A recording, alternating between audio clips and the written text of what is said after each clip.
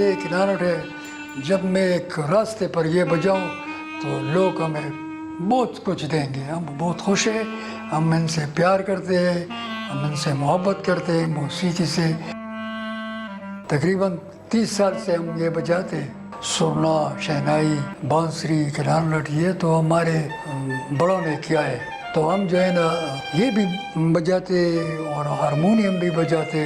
جب ہمارا والد محترم یہ میوزک انسٹرومنٹ کبھی کبھی اپنے ساتھ جب پروگرام ختم کیا کرتا تھا تو اپنے ساتھ یہ ساتھ لے آیا تھا گھر میں، تو میں نے چپ کے اسے بس دیکھتا تھا کہ یہ کیسا آلہ ہے۔ جب گھر پر نہیں تھا تو میں اس کو بس اس سے شغل کیا کرتا تھا۔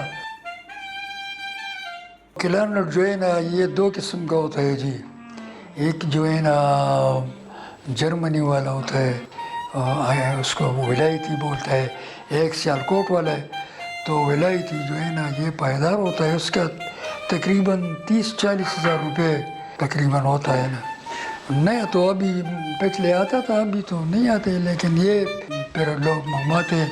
کلارنٹ جو ہے نا یہ یورپ کا بنا ہوا ہے، لیکن کلارنٹ جو ہے نا یہ اس میں اتنا مٹھاس ہے، MP3 آیا اور یہ تو تھوڑا بس ہمارا کام اس طرح تھوڑا کمزور ہو گیا۔ پشتو کے گانے، اردو کے، پنجابی کے، سندھی کے، جو بھی راگ ہوتا ہے نا، جو بھی سر ہوتا ہے نا، بس ہم ان کے ساتھ جاتے ہیں اور یہ بجاتے ہیں نا۔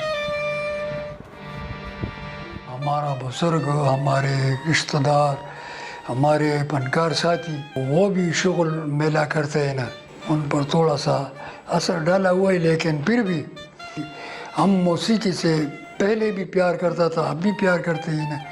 بس جتنا بھی مل جائے تو ہم ان پر شکر کرتے ہیں اور ہم بہت خوش ہیں۔